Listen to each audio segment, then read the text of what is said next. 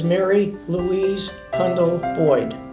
I was born in Haworth here. I was born at Englewood Hospital, but my parents lived in Haworth when I was born in 1928.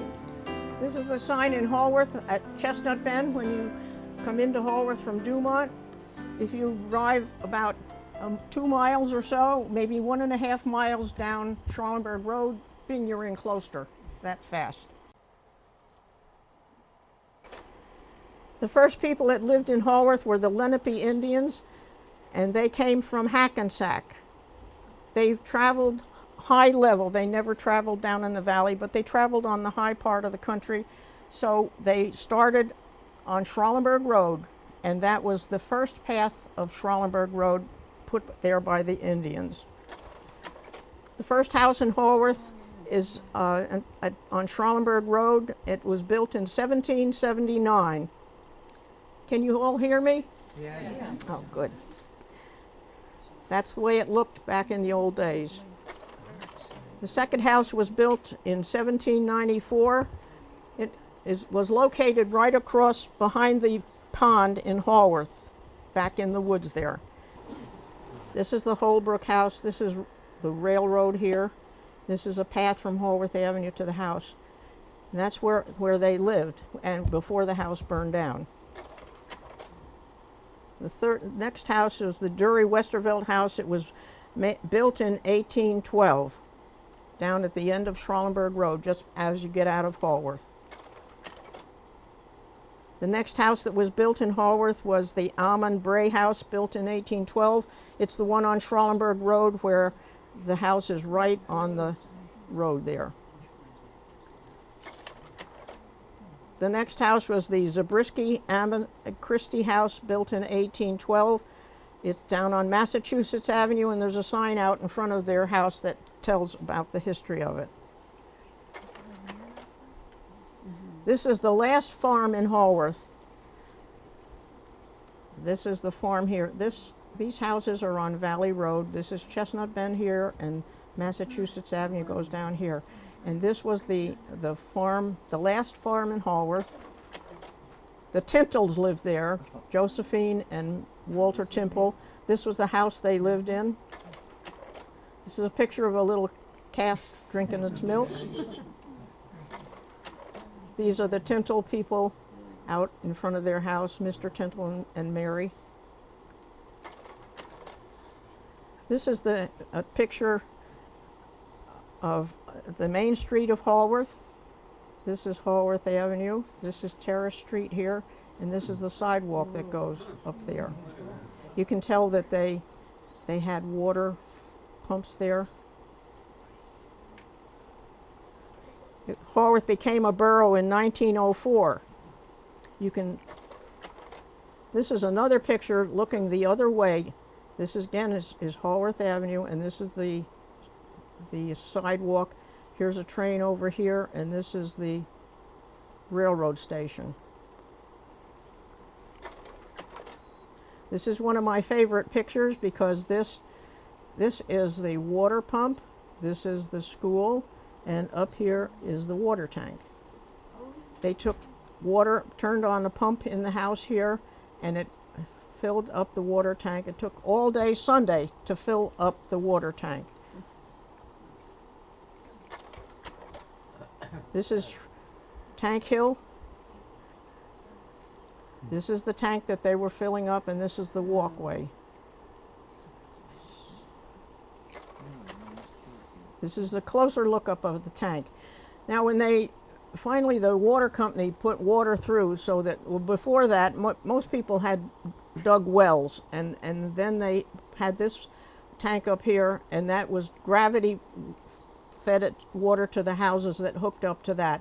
But then eventually the Hackensack Water Company took over, and they had to take the tank down. So an engineer, William C. Hall, had it all figured out, and when he took down the water tank, it fell across Schralenberg Road. It was supposed to fall backwards down here. And it was quite an incident because people from all over the surrounding towns came to see this big water tank laying over Schralenberg Road. This is the spring on Owatonna Street. The pump house, this is the pump house. There's an outline of here. This is the outline of the pump house. And the water still today comes up out of the ground, and you can't drink it, but it's as clear as crystal as it could be. And that is still the same artesian well that was built long time ago. This is the railroad station. This is Schralenberg Road up here. This is the railroad track here. This was built in 1888. The first railroad station was at Kip's Crossing, which is at Schaefer's Gardens over on Massachusetts, or not Massachusetts, but Old Hook Road there. The station was built in 1888. This is another picture of the station here. This is the walk that comes down as this goes on. And this is Terrace Street back here. This is another picture of the railroad station, and over here is our first horse and buggy taxi, run by Walter O'Malley. This is the railroad station here. People used to come. Almost everybody that lived in Haworth worked in New York City, so they would come down on to the railroad station.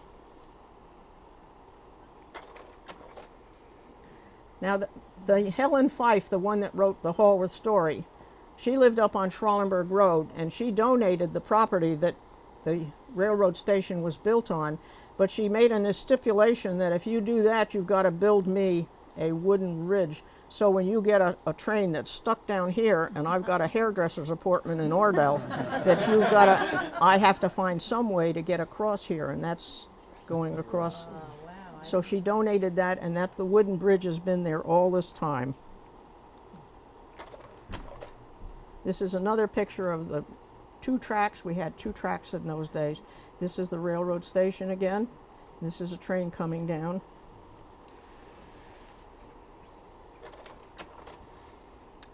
Now this is a close-up of a train, and you can see all that black smoke because they used coal.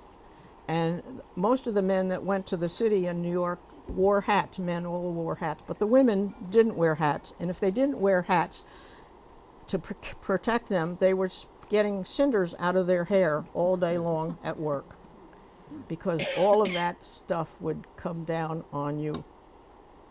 And if you see this thing over here, this is a thing where you put a mail bag on there, and the train would come by and catch the mail bag and take it up.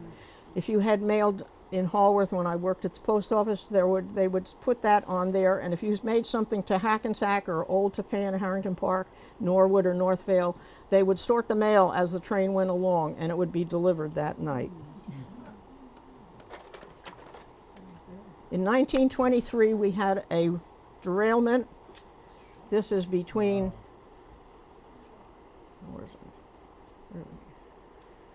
This is the wooden bridge would be here, and Haworth Avenue would be over here, and between there was this derailment. And it was a freight train, and the cars were all over the place, but one of them broke open, and guess what was inside? Chickens. So you know what was for supper that night, chicken in the pot.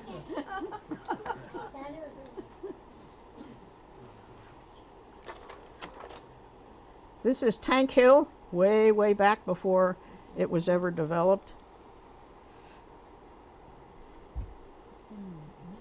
We used to sleigh ride down there. If you got a good sled, you'd go all the way down. The railroad tracks would be way over here. This is Schralenberg Road looking south. Looking south, and this would be Hardenberg over here, and then Haworth Avenue down Tank Hill here. And then if you stand there and look toward Dumont, this is what Schralenberg Road looked like heading down toward Dumont.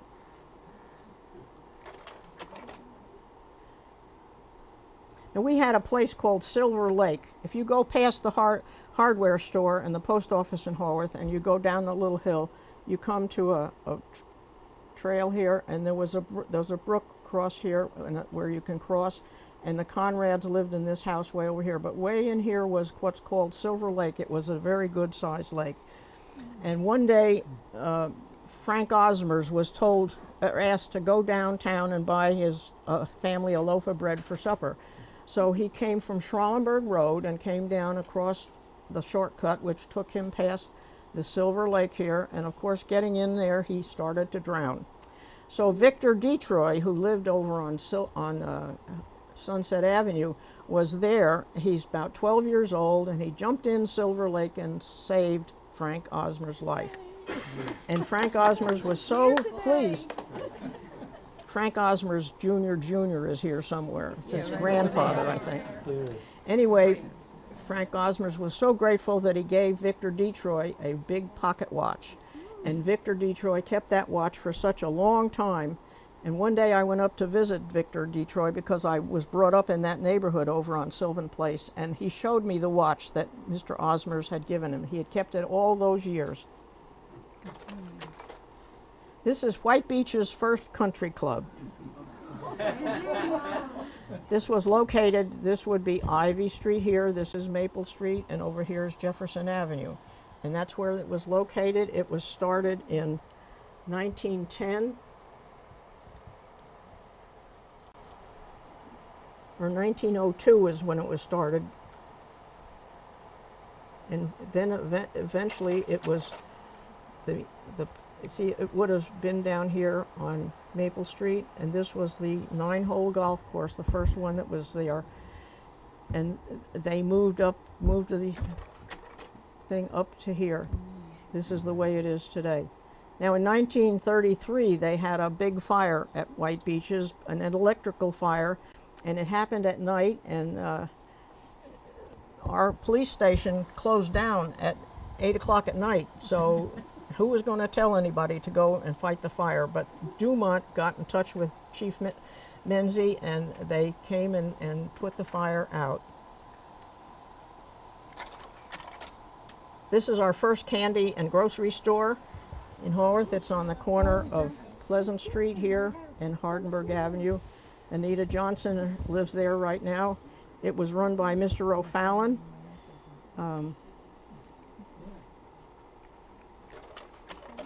This is how they ordered food. They would come by in a horse and buggy, they would take your order, and the different towns, Tenafly would supply the meats, and River Edge would supply vegetables, and other places would come, but they'd order one day and then they'd bring the food the next day in a horse and buggy and give it to you.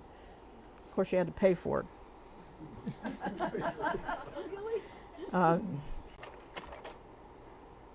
This is Haworth Avenue. This is Terrace Street here. This was a big building here. We understand that maybe the first mail that was sent to Haworth was held in this. And this was our second candy store, and if you see that, that's a Texaco station. That's where the service station is today, right by the railroad tracks, but it was up close to the door at that time. This is a real old picture.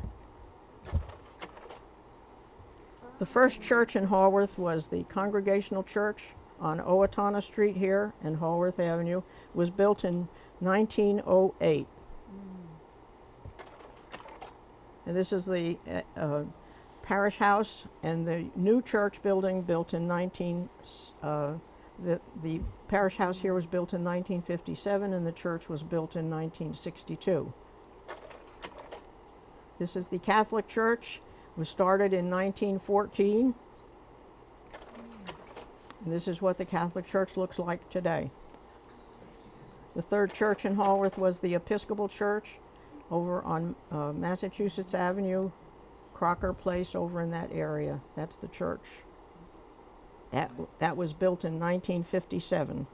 And the fourth church in Haworth was the Temple Bethel, which when they first came to Haworth, they had their church meetings in the First Congregational Church on Friday evenings until finally they built Temple over in Closter, just on Schralenberg Road. They built that in 1949. This is our first patrolman in Haworth. His name was Pop Eugene Weiss. This is a picture of him. This is the railroad up here, and he's standing down here off of it. This was Pop Weiss. He was the policeman. He drove the fire truck. He was the dog warden. He was the truant officer who got the kids that gypped school. He was a parks attendant, and he did all of this by himself and on foot. Finally, they realized that they needed someone that could get around better than that, so they put an advertisement in the newspaper for a policeman to come and take care of Haworth, but don't answer the ad unless you had a motorcycle. So Chief Menzie answered the ad, and he became the chief in Haworth in 1925. And this is the railroad station over here going across here. This is Haworth Avenue, and he had a flagpole there. And if you were a real good kid, he'd let you put the flag up in the morning and take it down at night. So you know who did it every day? I was the good kid in Haworth. Oh, really? I can remember putting it up and taking it down. This is the building where the police station is.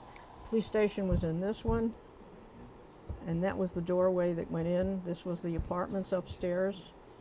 This was the fire department had a thing there. This was the thing that went upstairs, and this was the stores on the end.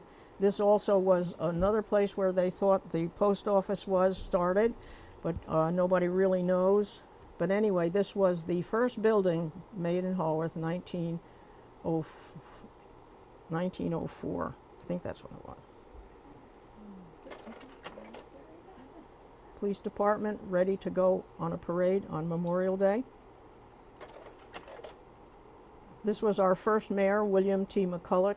He's sitting here, and he's sitting with his wife and his daughter, Helen McCulloch Fife, and she's the one that wrote the Haworth story in 1958. He was the first mayor, and he served in 1907. The second mayor was Frank Osmers. He served in 1913. This is Mr. Osmers and his family on there. And look at the big tires on the car. The fourth and fifth mayor of Haworth was Albion Clark. He's here.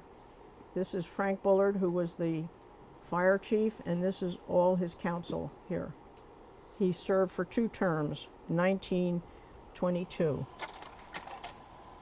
This is our first firehouse in Haworth. It's located on, this would be Madison Avenue and Schralenberg Road on the corner. The Ebys live there right now, the Dr. Eby, and this is their firehouse. Was built in 1910. And they used the tank here. This is the fire engine, so to speak, and this is they would fill their thing with that. The first one was pulled by people, and the second one they realized they never got to the fire on time, so they got a couple of horses, and then the horses took them out to the fire. This is a picture of them in front of the tank. This is the tank here. This is Tank Hill down here and Schralenberg Road here. That's a picture of them in front of the tank. The second fire building was downtown in that house I told you, the one on the corner there. This is the railroad station, and this fire engine, a smaller one, was kept in that building on Terrace Street. Now it seems that these firemen were very protective of all their equipment, and so they were very upset one time. There was a fire over on Madison Avenue by Whitman Street there, and Helen Fife knew where the keys were, and she knew, and all the other wives of the firemen knew how to take care of a fire. So they went into the Borough Hall there and took the fire engine out, went on over to Madison Avenue and hooked it all up and put the fire out. Now you know they didn't put anything back in the fire truck. So when all these men got off the train at night, that 6:15 train, they looked down there at their building and the fire engine was gone, and they were horrified till they found out that the women had put the fire out that day. So all of these men had to go back over to that house and put all the equipment back on the fire truck.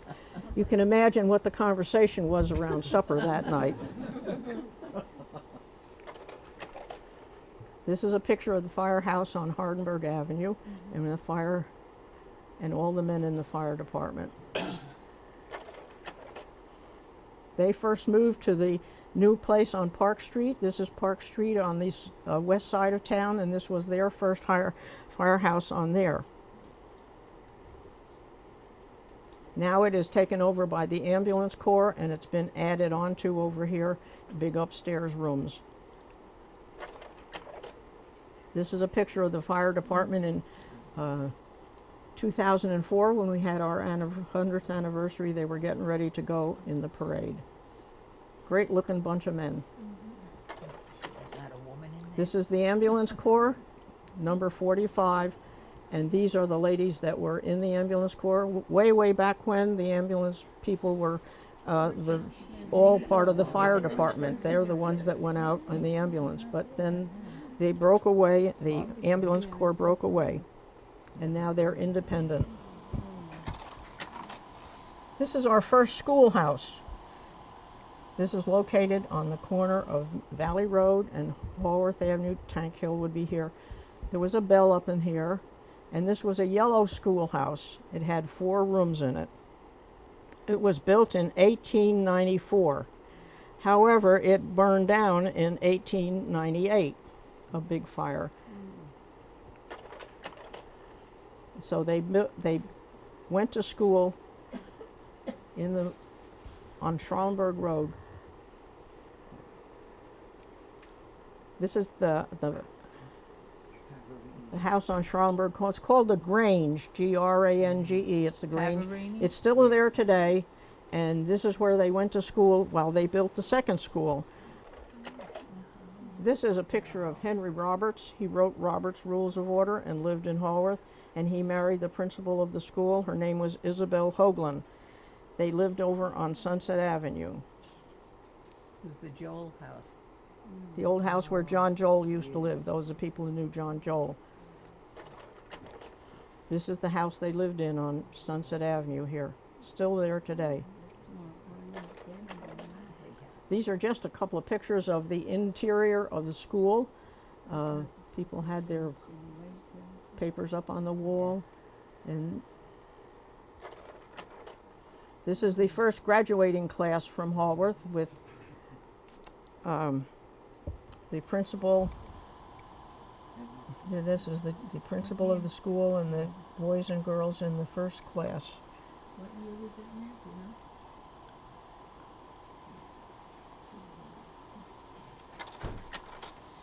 This is the second school that was built. They took the bell out of the old school and put it back up here, and they added a second floor to it, and these are some of the kids on there. Unfortunately, this burned down too. It was built in 1899, and it burned down in 1922. They had a new furnace there, and the custodian wasn't familiar with it, and it blew up and burned the school down. This is another picture of that. This is Valley Road. This is the school, and this is Tank Hill over here. This is another picture of the school. You can see here, this is the pump house down there at Owatonna Street where they pump the water up to the tank.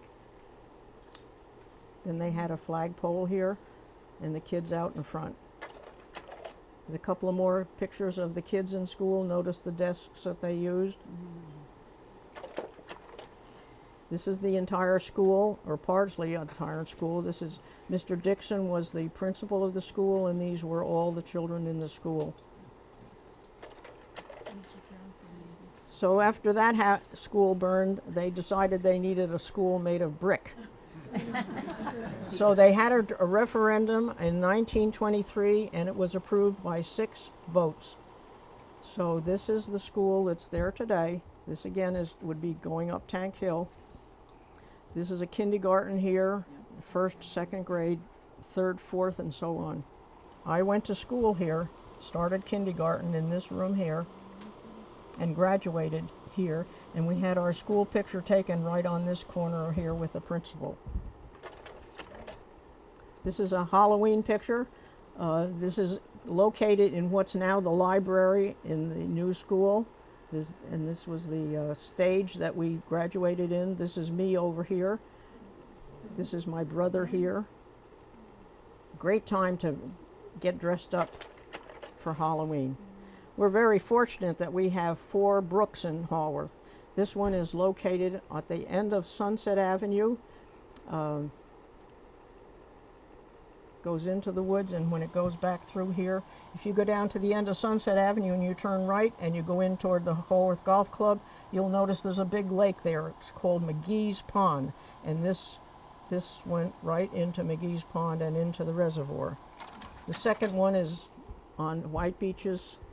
This is the 18th tee and the pond there, and then this is the brook that goes across.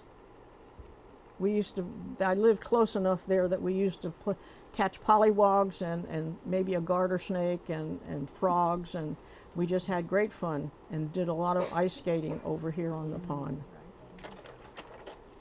This is the third one, which is right downtown here, goes across here and wiggles around, and it gets over to near where the spring is, and it leads also into the reservoir. And the fourth one is over on Madison Avenue. They all come from the south and flow north into the reservoir. This is this is the new pond across from Haworth Avenue here. This is the gazebo that's across in there, behind there. This again, do you remember I told you that Mr. Holbrook lived way back in this woods before the pond was there. This is our library.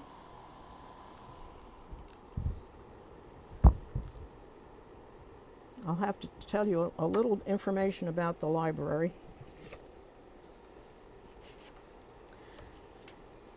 The library was really begun on December 31st, 1894 by 15 ladies, and their dues was $1 a year. They paid $5 for an honorary member and $25 for a life member.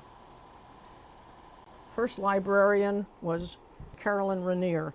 She lived up on Schralenberg Road, and she was the first librarian to be paid. This is the playground on Whitman Street, Memorial Field. Was over there the other day having lunch after the Memorial Day parade. It's very built up here now. Can hardly see the playground. This is the schoolhouse. This is Valley Road. It's the addition to it. I just have a couple of stories I want to tell you about the railroad station. Everybody all the women drove their husbands down to the railroad station. We had 3 trains that departed at 7:20, 8:30, 8:45, taking the men into work. And these women would hop in the car, their husbands would hop in the car, and they would drive downtown, drop them off, and then go back home. Well, Mrs. Pearman turned around to kiss her husband goodbye, and he wasn't in the car. She got in the car and just left without him. Didn't even know the difference.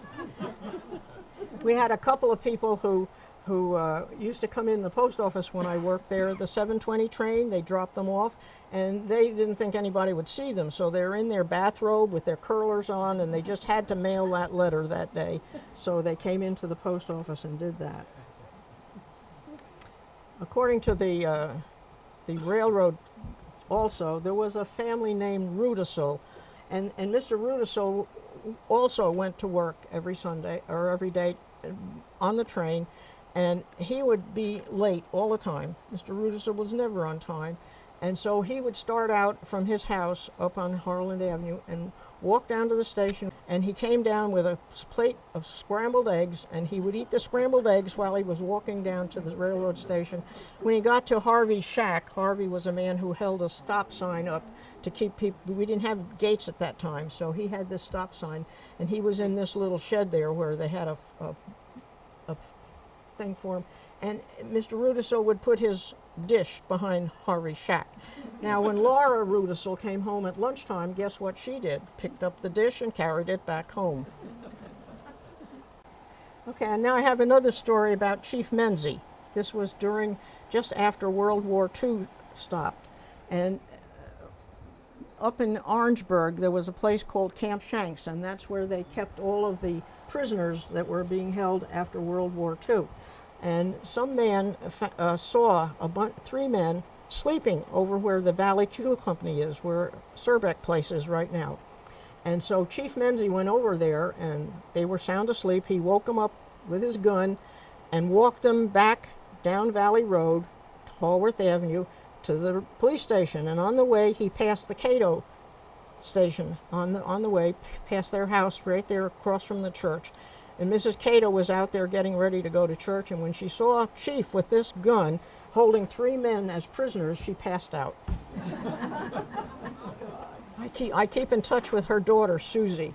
I used to babysit for Susie, and she remembers the day her mother fainted. Okay. One day on the railroad bridge where that Mrs. Fife donated to the town because she wanted to make sure she could get across. We had two cars, one coming from the east and one coming from the west, and they met in the middle of the bridge. And either one of them was stubborn. They would not back up. They wouldn't back up. This one wouldn't back up, and the other one wouldn't. Finally, they had to get the police, and the police came and made them back up. Doesn't happen today. Not. Okay. I told you about the fire at White Beaches. That was in 1932.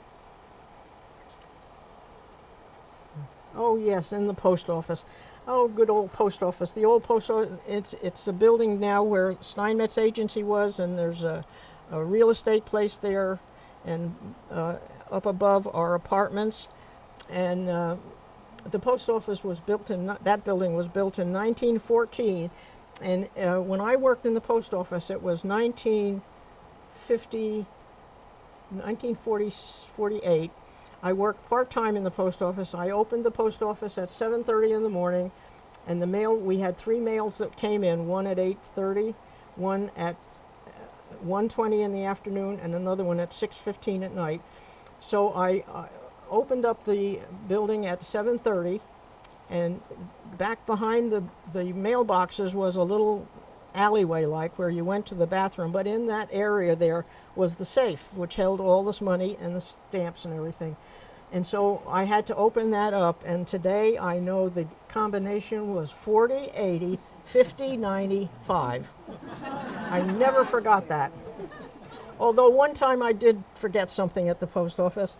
It was built in 1914, and in 1952 it was pretty old, and they had one of those old railroad radiators that came across the whole front of the thing, and the heating system was not very good, and so the only way to get heat was to take the valve out of the radiator, which I did.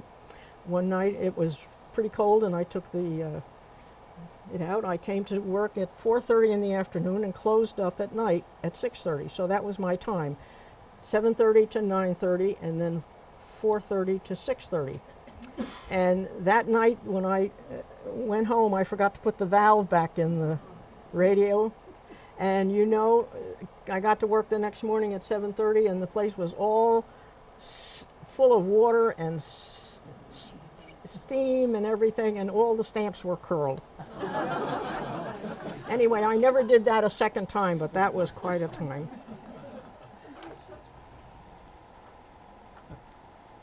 I think I've about told you all the stories that I can think about. Anybody would like to ask any questions? I'd be happy to.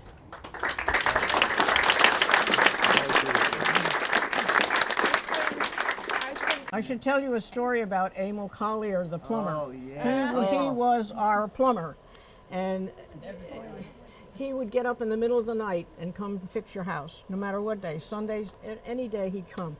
But you say he never sent out bills. However, I worked in the post office, and if he came to your house and did something, he'd say, "Oh well, just pay me what you think it's worth." So of course you overpaid him. Right. But he sent out bills to the people who never did pay them. Oh, he did? He did send out bills because he knew if he didn't send out a bill, he'd never get any money out of those people. When you worked in the post office, was there home delivery or? Oh, no.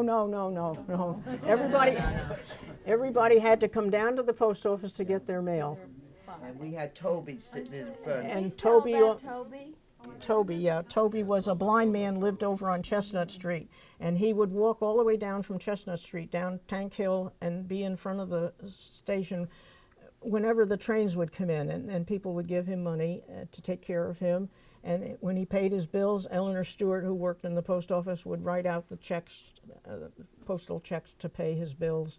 Everybody did everything for everybody. There was no hesitation about helping out people. So when did you get home delivery?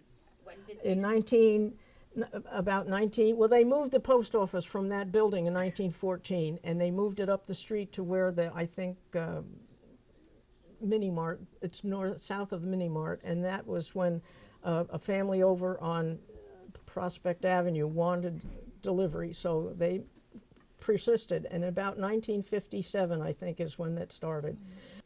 And the fellow that was at the railroad station here on the tracks with the little shed. Harvey. yeah. Harvey fixed all our bicycles, would sit in there with the potbelly stove and, you know, tell how many times he rescued people off the track, you know.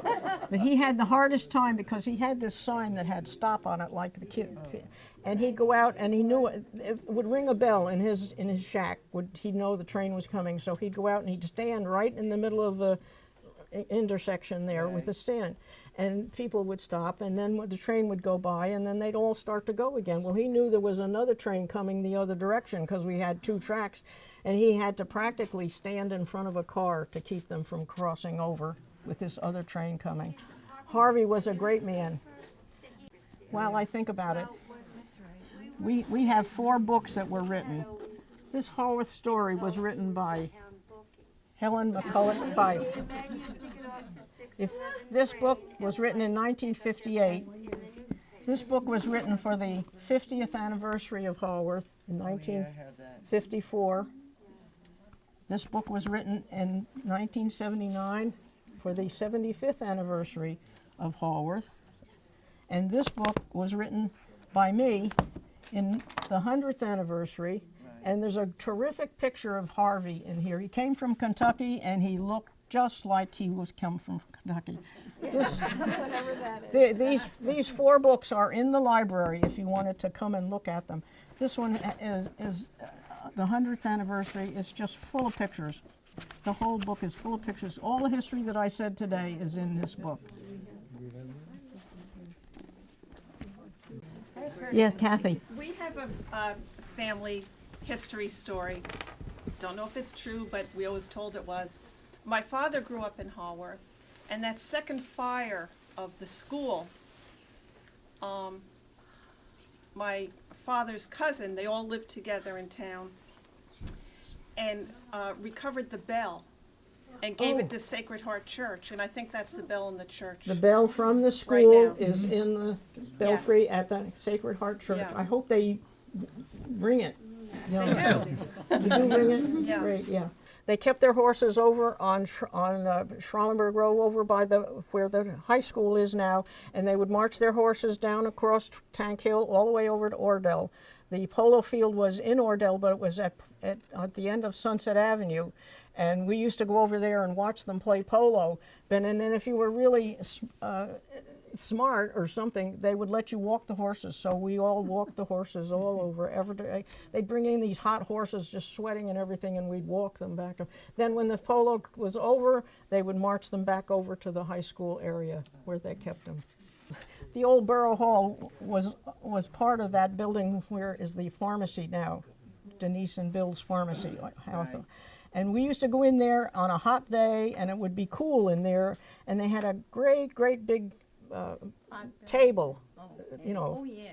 And we'd sit there and roll our tennis balls across and everything, and we'd just spend hours in the police station. And Henry Grittenberg and Chief would be, that's Henry's father, they would be on duty at this big desk over on the other side, and they had a jail there, and we tried to get them to put us in jail. We begged them to let us go to jail. And every once in a while, and then they'd take our fingerprints, and we'd take our fingerprints. We'd have so much fun in the Borough Hall. And that's why the police knew all the kids. Yeah. I guess I've been here all my life, a long time, and I took pictures when I was in 8th grade, I think, I bought my first camera and I started taking pictures. People started asking questions about the town, and I was one of the ones that had all the answers. And as people left town, got married and left, and town grew, people would give me stuff from their house that they would clean out. So I ended up having pictures and booklets and so forth, and then I just kept collecting stuff.